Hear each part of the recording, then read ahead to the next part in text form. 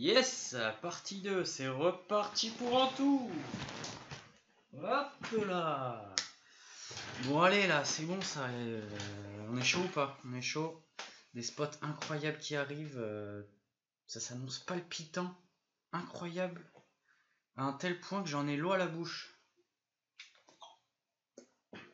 Excellent. Le live me manque tellement en cette période de confinement que on va se faire comme si on était en plein deep run d'un tournoi live. On met le patch. Et voilà, on revient sur ce dame huître, tout par de là. J'open le cutoff. Alors, qu'est-ce qui s'est passé? Ici, on est sur un board où j'ai estimé avoir un bel avantage de range et c'est bet quasiment toute ma range, 20%, un carpo. Sachant qu'il ne peut pas trop, je pense en théorie, check raise all-in directement. Ça va plus être beaucoup de check raise 3.5x. Donc je peux assumer tranquillement un check raise de sa part avec mes backdoors. Donc qu'est-ce qu'il a fait? Il check raise assez cher, quasiment 4x. Assez standard ce sizing. Donc là j'ai un call assez évident. Je m'attends à ce qu'il check raise à quelques 10.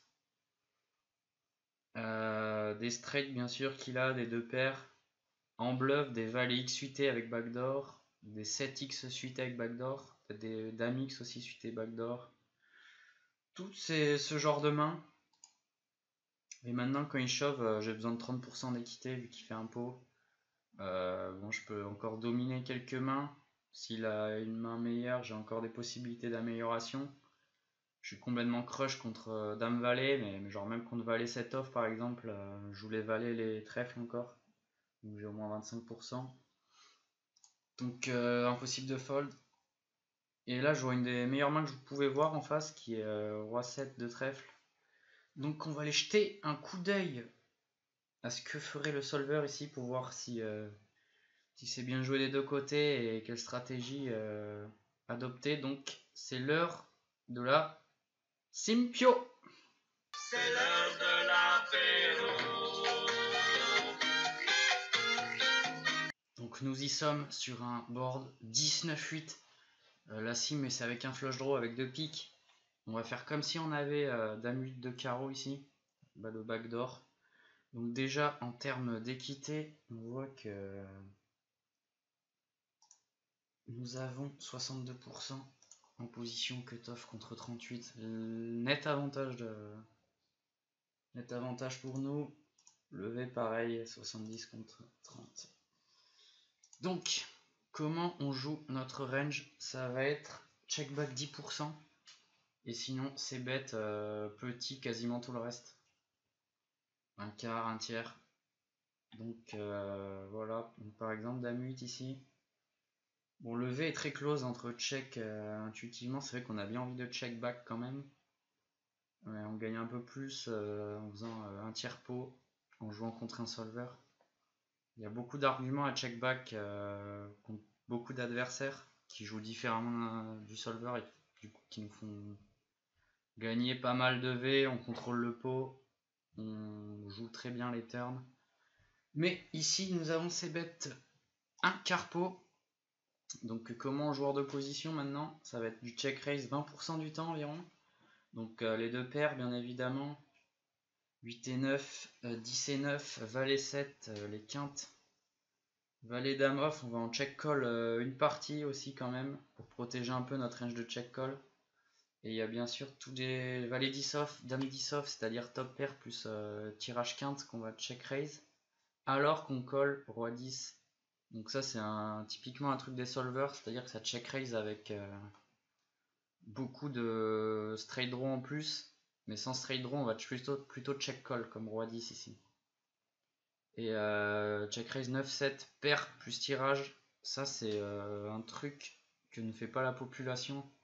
Ça va beaucoup plus check call que check raise ces mains là. Donc le solver check raise énorme, beaucoup plus que ce que fait la population.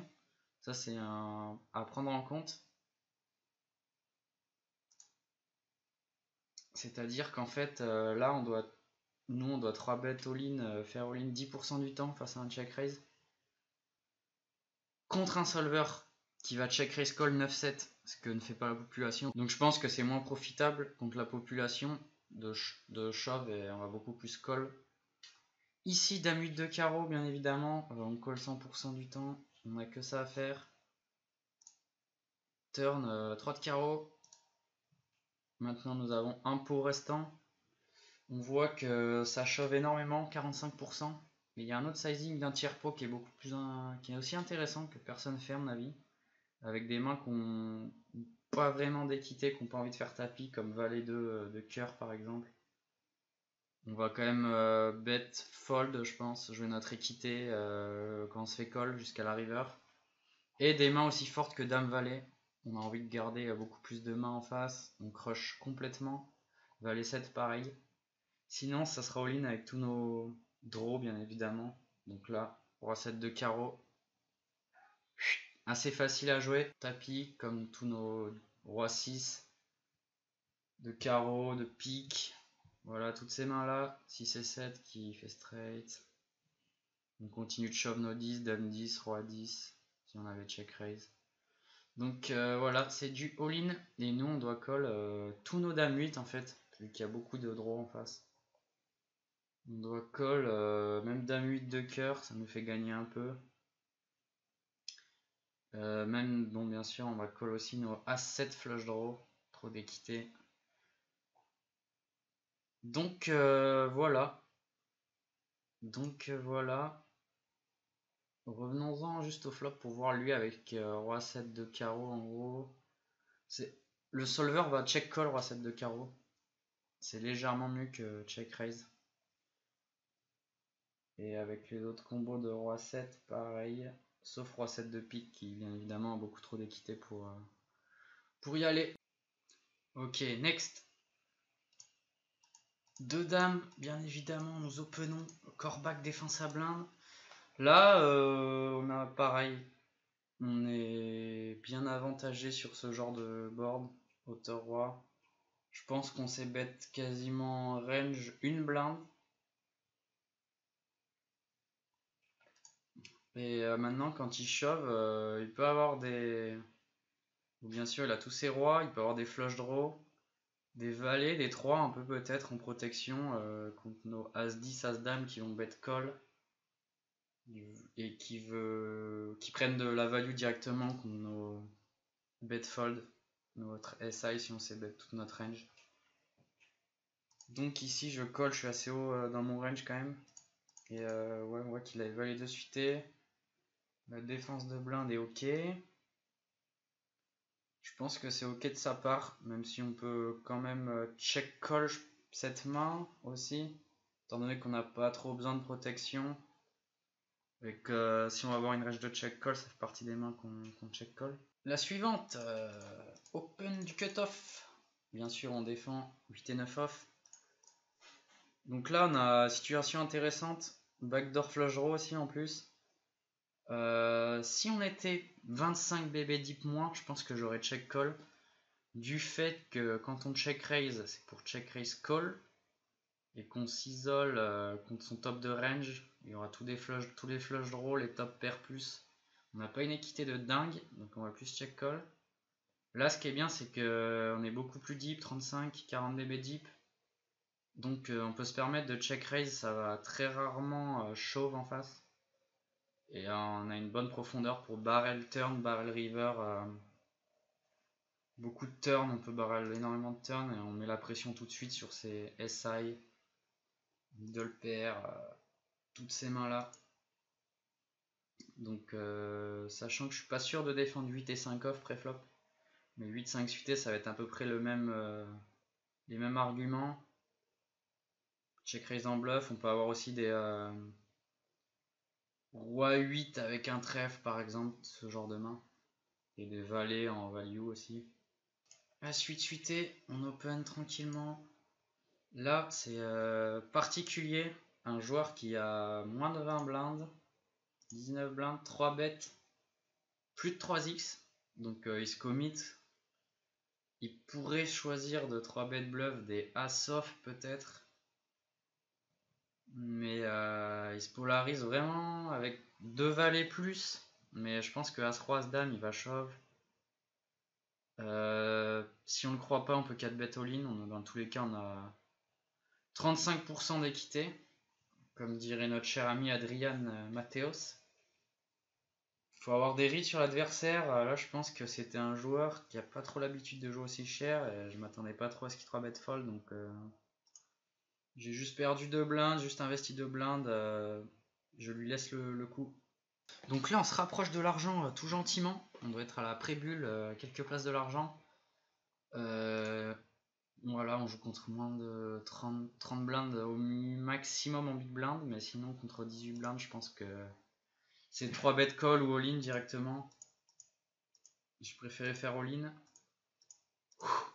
On peut souffler, ça nous met bien ça pour juste avant la bulle. Quand on est payé, on est content de voir As-Roi quand même.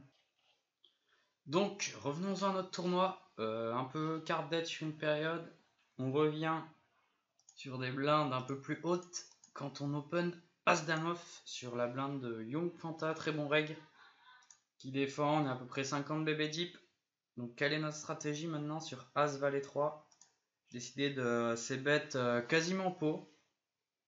Un bon sizing pour 3 barrels en fait. On met 10% de son stack au flop, ce qui permet de 3 barrels all-in parfaitement quoi. Il y a quand même pas mal de turns qui vont nous faire ralentir, des carreaux, des doublettes du valet par exemple, ou des mains comme ça, des cartes comme ça. Donc l'intérêt de bet cher ici, ça va être de value tout de suite contre ses as, contre ses flush draws. Et on a envie, je pense, d'utiliser un sizing cher aussi avec beaucoup de mains en bluff. Donc c'est l'heure de la Simpio. C'est l'heure de l'apéro. Nous y sommes, As Valet 3 avec un flush draw. Alors déjà, on va jeter un petit coup d'œil à l'équité. Voilà, sur des boards SI, on est quand même bien avantagé. Étant donné qu'on a tous les As-Roi, As-Dame, etc., que lui on a beaucoup moins. Donc, notre stratégie ici, ça va être de check environ 40% du temps et de bet pot environ 40% du temps. Donc, plus check ou bet pot. Avec courant check back, il y aura pas mal de SI à 8 mois en gros. Pourquoi? Parce que on n'a pas besoin de protection avec ces mains là. On est tranquille et on n'a jamais 3 barrels de value en fait. Donc on va équilibrer notre range de check back avec des mains aussi fortes que ça.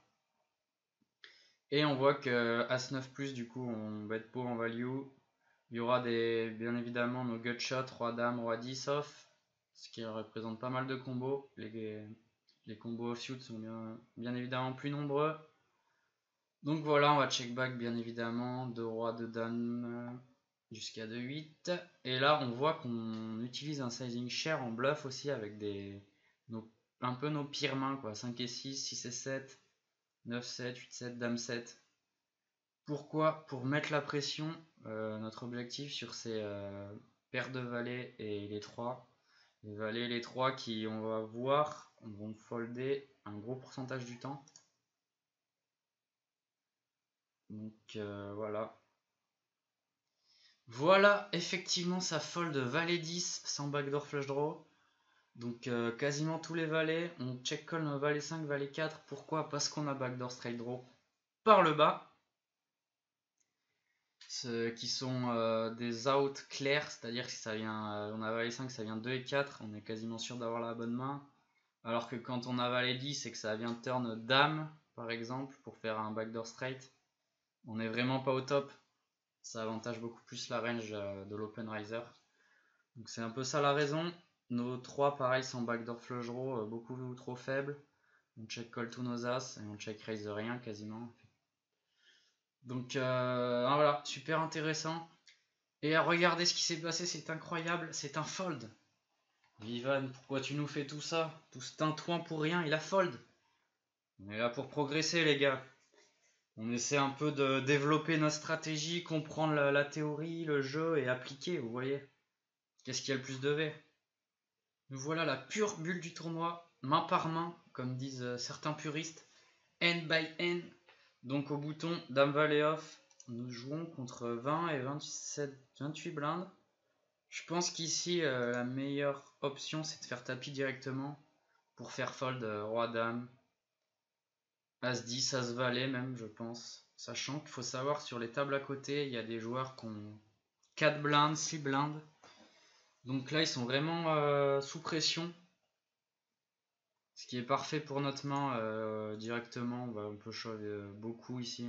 Je vais aussi avoir une range d'open bien évidemment. Et là on voit qu'on se fait payer par As-Roi off qui je pense est vraiment le bottom. As-Dame à mon avis c'est un fold en termes d'ICM. Même là As-Roi off on n'est pas hyper content de jouer contre une range, on doit avoir 60% d'équité.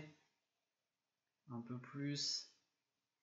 Mais ouais, c'est pas facile de fold non plus. On essaie de jouer la gagne sur ces tournois aussi. Il y a des arguments, des contre-arguments. Bon, on a quand même 33% d'équité. Mais malheureusement pour nous, ça nous fait descendre à 30 blindes. Donc juste après, on peut pas se permettre de jouer Roi 10 off. On est couvert par 2 stacks. C'est toujours la bulle. On fold. Ok, la bulle a pété. Donc maintenant on se retrouve avec une petite vingtaine de blindes. Là on est sur un spot où il y a 2 shorts à côté qui vont pas hésiter à prendre des risques maintenant qu'ils sont dans l'argent. C'est un spot que je vais limper énormément. Des mains moyennes qui vont fold comme ici. Comme des premiums, bien évidemment ça sera bien équilibré. As-Dame 9 ça nous avantage énormément. Donc ça sera une blinde avec toute ma range. Juste après, spot similaire. Là, je pense que je limp fold contre jus d'or sûrement, vu que ça casse tout mon stack. Le fait de raise me commit plus en fait, donc si je raise, je suis obligé de call ces deux-là. Là, si je limp, je pense que je colle bouton qui a moins de 13 blindes quand même, donc on va quand même call. Nous jouerons 3 way, valet 7-4. Donc là, sa range de donk, ça va être beaucoup de gros comme 8 et 9, 9, 10. Des mains contre lesquelles ça va être très dur de jouer pour moi sur les streets suivantes, même si j'ai la position. Sachant que je suis un peu pris en sandwich avec le joueur de small blind derrière moi et que j'ai des valets dans ma range des overpairs. Donc celle-là, je vais la laisser gentiment. Maintenant, de 8 au bouton. Pareil, je peux limp, je peux open. Ils ont un peu plus 15-20 blindes. Je décide d'open. 7, 4, 5, j'ai une des meilleures mains pour ces bêtes ici. Je vais utiliser un sizing un peu plus cher pour me faire check raise par paire plus draw comme 8 et 4, 5 et 6, ces mains là. J'ai crush énormément, tous ces 7 aussi. J'ai envie de mettre la pression, mais en bluff j'aurai des mains comme valet 9, backdoor flush draw, 2 overcards. Et il fold. La main juste après, 2 as, donc comme je disais tout à l'heure, je vais équilibrer mes ranges. Ici c'est parfait pour limp, ils sont un peu plus short. Et le joueur de Big Blind qui a un énorme stack décide de raise plutôt que de faire tapis, ce qui est assez étrange. Il se polarise beaucoup plus. Donc ça sera des premiums et des merguez de qualité supérieure comme des Dame 6 off, Roi 4 off, des mains comme ça. Je pense que ça n'isole pas assez avec des mains médiocres. Donc là pour moi je pense qu'il a tout le temps une main, donc on va juste y aller. Po po po. Le quad, on appelle les carreaux, les piques, on appelle pas les cœurs. Bon, ça split. Ça split. Juste après, As Valet suité ici, nous avons 24 blindes. C'est pas une situation où j'aime beaucoup shove. Pourquoi? Je me fais payer que par mieux. Je vais flat ici pour garder ses mains dominées.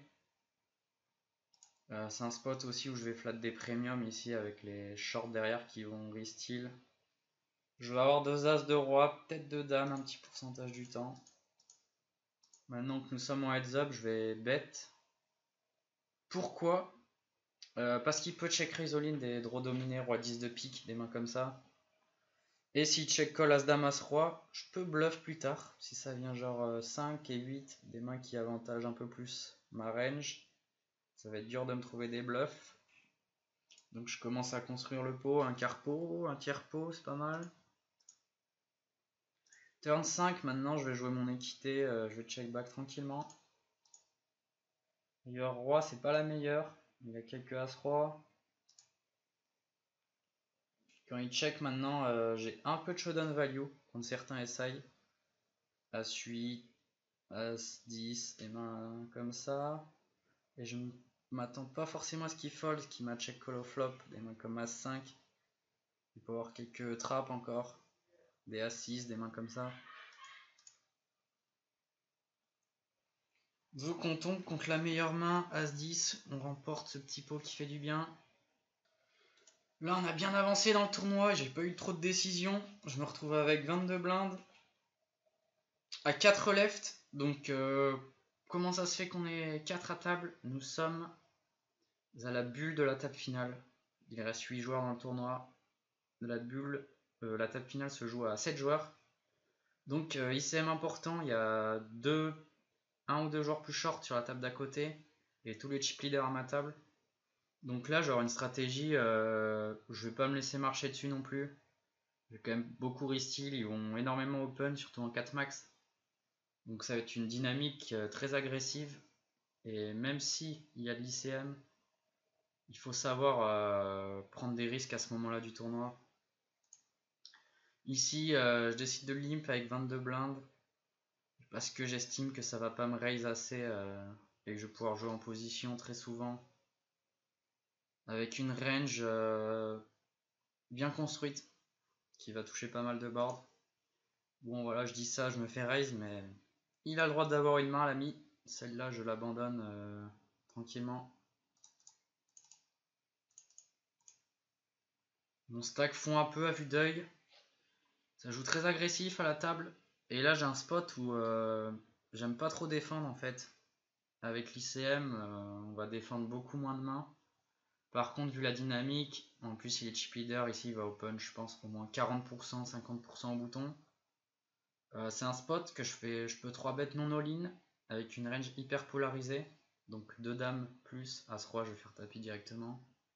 Ça va être 2 dames, 2 As de Roi. Et en bluff, je vais utiliser quelques combos offsuit qui ont un bloqueur et qui ont une très mauvaise jouabilité pour défendre. Donc, Roi de off peut en faire partie, des Roi 4 off, Dame 6 off, des mains comme ça, mais à utiliser à vraiment une très petite fréquence, il faut vraiment faire attention. Peut-être C-bet en 3 bêtes 10% du temps, 4-5 combos comme celui-là, ça va dépendre de la dynamique, mais là je pense que ça tombe très bien. Je vais faire fold une grosse partie. Bon, bien sûr, mon adversaire en est conscient, il va me 4-bet all-in des mains comme paire de 4. As-3 suité par moment si vraiment il estime ma range de 3 bêtes avec beaucoup de bluff.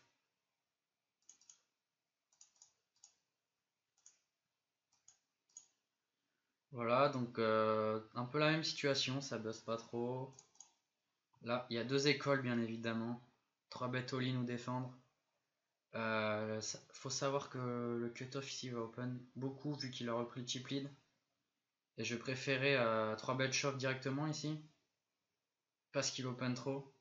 Et même quand je me fais payer, j'ai toujours de l'équité. Sachant qu'il va call très peu de mains au final. Et les solvers ici peuvent 3 bet shove dans cette situation jusqu'à 30 blindes roi dame off. Bon, la plupart du temps, je préfère flat. Mais là, c'était parfait pour 3 bet shove. Je pense qu'on est content de monter à 26 blindes. On montre qu'on est présent à table.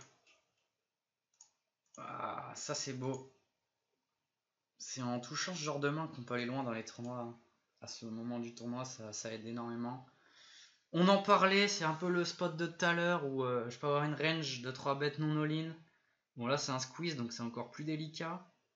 Mais je peux squeeze fold dans ce spot des mains qui ont une très mauvaise jouabilité comme As-7 off. Même si ça peut se défendre bien évidemment aussi. As-4 off. À une certaine fréquence et en value genre aussi 2 dames plus. SB peut flat des premiums de temps en temps pour équilibrer sa range bien évidemment. Donc là je choisis sizing. On peut shove aussi, ça dépend de notre stratégie. Ça passe, on se met bien, on gagne 4-5 blindes. Qu'est-ce qu'ils me font pas? Main suivante, ils font l'erreur de me redonner les fléchasses. Voilà, comme je disais, c'est grâce à ça qu'on peut aller très loin dans les tournois, c'est partie de la variance. Open du bouton, on a 25 blindes. Comme je disais, important ici d'équilibrer ses ranges de flat, d'avoir quelques premiums. Je sais que les solvers ici, flat 2 as, pourquoi? Parce qu'en big blind ça va squeeze all-in énormément. Ici il peut chauffer avec paire de 2 à 5 suité, sachant qu'il va penser que je suis un peu capé et que je vais tout le temps fold. Donc c'est un spot très très bon pour flat. Et avec la dynamique, j'ai beaucoup 3 bêtes en plus. Si je re-3 bêtes, c'est chaud de leur faire en bluff quand même dans l'idée. Là c'est parfait, il shove. On voit une des meilleures mains possibles qui est As-Valet off. Bon, c'est standard à sa place bien évidemment. Si j'avais juste 3 bêtes, il aurait peut-être pu fold, à mon avis. Donc ça c'est cool, on se met bien là. Ça enchaîne, toujours 4. Limp de Jason Bourne, le fameux Jason Bourne. Un spot ici que je vais raise, je vais isoler un gros pourcentage du temps. Il en est conscient, ce qui fait qu'il va limp énormément de mains en value et il va limp beaucoup moins de mains moyennes. Genre valet 7 off, des mains comme ça qui peuvent pas trop assumer, il sait que je vais isoler beaucoup. Il est censé limp beaucoup moins de mains. J'ai décidé de la check celle-là, mais je peux très bien isoler, c'est des fréquences aussi. 9-9-5, il check, c'est très bon pour moi, j'ai un bon kicker. Je bet tout de suite en value, il a beaucoup de SI. 6-7, 7-8, qu'il peut avoir aussi. 8-6. Là, quand il check, en fait, c'est un spot où j'aime bien barrel un tiers pot. Pourquoi? Parce que je value encore contre beaucoup de SI à 6, à 8. Tous ces 5 moins bons. Et surtout, ça me facilite énormément la décision river, c'est-à-dire que ça va check-check très souvent et je vais pouvoir aller à l'abattage tranquillement. Alors que si je check back le turn et que je me prends un petit parpaing river, je sais plus trop où j'en suis. Je me retrouve dans un spot à vouloir hero call, sachant que ça bluffe pas beaucoup. D'où ce sizing, ce petit deuxième barrel. Voilà, on check back. Coup standard, très bien joué de sa part. Nouveau spot, on est toujours 8, personne veut bust, c'est stylé, on joue en 4 max, il y a une belle dynamique, il y a de l'ICM. C'est plaisant, c'est plaisant. Surtout que je touche des bonnes mains, j'ai un petit run là depuis un moment. Ce joueur très agressif qui open 3x, qui est très intelligent de sa part, parce qu'il y a 9 blindes en big blind. Il peut plus trop défendre beaucoup de mains. Maintenant, j'estime sa range composée d'énormément de mains moyennes, comme des petites pocket pairs, des as moyens à 8 off, des rois 9 off, des mains comme ça qui veulent pas que la blinde défende et qui se commit si la blinde fait tapis. Et en fait, contre cette range, là je suis dans un spot où si j'ai As-Valet suité, je vais flat parce que j'ai une bonne jouabilité. As-Valet off sur le moment, bon, on est quand même 40 blindes deep. J'ai pas envie de 3 bet fold parce que j'ai trop d'équité et qui peut me 4 bet all-in énormément de mains. Des pocket pairs, des As5 suités, des mains comme ça. Donc ici en fait c'est plus flat ou shove. Shove peut paraître vraiment bourrin, mais c'est ce que j'ai décidé de faire. Pourquoi? Alors j'ai plusieurs arguments pour ça. C'est que déjà lui avec l'ICM, il est censé fold énormément ici. Je pense pas qu'il colle As-Dame off par exemple, vu que nous on représente beaucoup As-Roi. Je fais fold 2-8 aussi, 2-8 et moins. Des rois-dames, je prive d'équité. J'élimine 2 As de roi de sa range pour 3x, je pense qu'il aurait juste 2x en fait. Il peut avoir quelques fois As-Roi s'il équilibre un peu. Mais j'ai l'impression qu'il va tout le temps fold. Et ce qui est cool, c'est que ça me fait passer chip leader à 615 000 si je fold. Et je pense que Big Blind aussi va overfold ici. Donc voilà, ça c'est cool, on passe type leader. Maintenant, ça va être à notre tour de mettre la pression. Et ça, c'est vraiment un argument pour faire ce play qui est loin d'être standard. Donc la suite, comme tout à l'heure un peu avec Dame 5, je peux raise, j'ai décidé de check. Top pair, je colle ici, backdoor straight draw. Là quand il pote, il peut encore avoir quelques draws, des dames meilleures bien sûr. Je vais fold beaucoup de 2 et de 4, mais pas de dames, c'est beaucoup trop fort encore. Sur un 6, il check. Est-ce que j'ai de la value? Je pense pas, il peut avoir encore dame 7, dame 8, dame 9 qui décide de check, call, sachant qu'il y a 2 draws qui miss. Donc je vais check back ici, je vais bet mes meilleures dames. On voit qu'il avait un énorme draw, il n'a pas décidé de le bluff river. Ce qui est pas mal parce que au final ce qui fait fold river c'est des As-X de trèfle. 5x de trèfle, c'est pas ouf de bloquer les flush droits à sa place en fait pour bluffer. Parce que c'est les mains qu'on fold, même si beaucoup d'As j'aurais isolé préflop. As-X de trèfle par exemple. Mais ça me semble assez standard, il a encore un peu de showdown value contre des mains que je décide d'abandonner, des rois X de trèfle par exemple. Main suivante, blind versus blind, contre moins de 8 blindes, on va aller suiter. On y est. Ça c'est bon, on joue un petit flip et ça fait plaisir, la réussite est là. Qui dit un joueur buzz dit table finale messieurs dames. Magnifique table finale qui se monte, ça sera pour la dernière partie. Soyez présents, ça va être incroyable. Bise.